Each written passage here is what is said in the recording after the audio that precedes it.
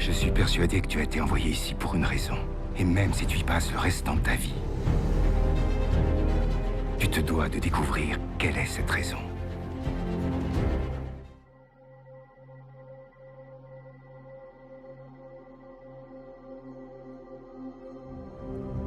Et si un enfant rêvait de devenir autre chose que ce à quoi la société le destinait? Si un enfant aspirait à quelque chose de plus grand?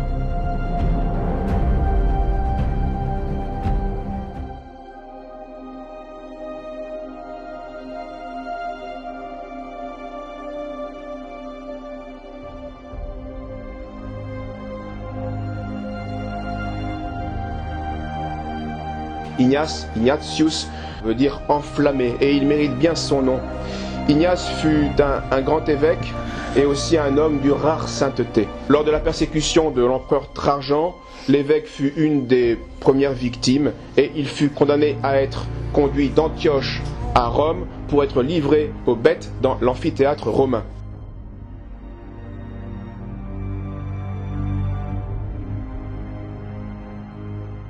Enchaîné dans le Christ Jésus, j'espère vous saluer, si du moins c'est la volonté de Dieu, que je sois trouvé digne d'aller jusqu'au terme. Car le commencement est facile. Donc le terme c'est le martyre, le commencement c'était l'arrestation. Si de moins j'obtiens la grâce de recevoir sans empêchement la part qui m'est réservée. Mais je crains que votre charité ne me fasse tort. Car je ne veux pas que vous plaisiez aux hommes, mais que vous plaisiez à Dieu. Pour moi, jamais je n'aurai une telle occasion d'atteindre Dieu. Donc il parle de son futur martyr.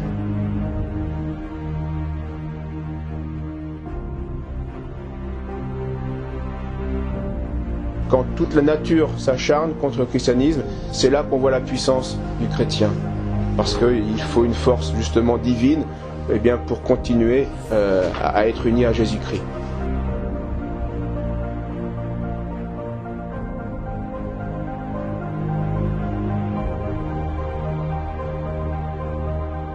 Depuis la Syrie jusqu'à Rome, sur terre et sur mer, de nuit et de jour, je combats déjà contre les bêtes. Enchaîné que je suis à 10 léopards. Je veux parler des soldats qui me gardent. Donc les soldats étaient tellement méchants qu'il les compare à des léopards. Et qui se montrent d'autant plus méchants qu'on leur fait plus de bien. Donc des brutes. Leurs mauvais traitements sont pour moi une école à laquelle je me forme tous les jours. Mais je ne suis pas pour autant justifié. Puissais-je jouir des bêtes qui me sont préparées? Je souhaite qu'elles soient promptes pour moi. Et si par mauvaise volonté elles refusent, moi je les forcerai. Pardonnez-moi. Ce qu'il me faut, je le sais. Moi. C'est maintenant que je commence à être un disciple. Que rien des êtres visibles et invisibles ne m'empêche par jalousie de trouver le Christ. Que les pires fléaux du diable tombent sur moi pourvu seulement que je trouve Jésus-Christ. Rien ne me servira des charmes du monde, ni des royaumes de ce siècle. Il est bon pour moi de mourir, pour m'unir au Christ Jésus, plus que de régner sur les extrémités de la terre. C'est lui que je cherche, qui est mort pour nous, lui que je veux, qui est ressuscité pour nous. Et mon enfantement approche. Pardonnez-moi, frère, ne m'empêchez pas de vivre, ne veuillez pas que je meure. Voyez comment le christianisme a tout inversé d'une certaine manière. Une vraie révolution, mais qui a remis les choses dans l'ordre.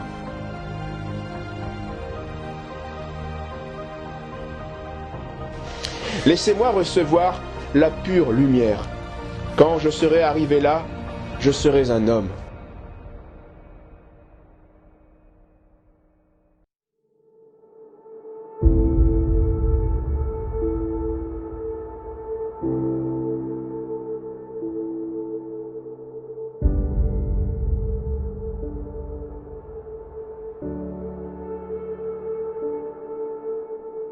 Le baptême oblige à la vertu et nous interdit la lâcheté et le vice. Donc, en fait, le baptême nous oblige au combat. Voilà pourquoi il est bien souvent méprisé une fois reçu, parce que le combat est pénible. C'est après la mort que le chrétien paraîtra radieux de toutes les blessures qu'il aura reçues dans cette lutte. C'est après la victoire et jamais avant la victoire que les soldats intrépides, courageux, sont récompensés par leur chef, tandis que les déserteurs sont punis par leur chef, ceux qui ont refusé le combat. Il ne faut désespérer que si nous renonçons au combat.